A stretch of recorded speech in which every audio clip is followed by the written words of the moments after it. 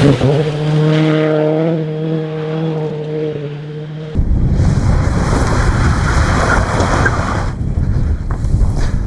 жамағат, видео күтәсізме? Видео булачак.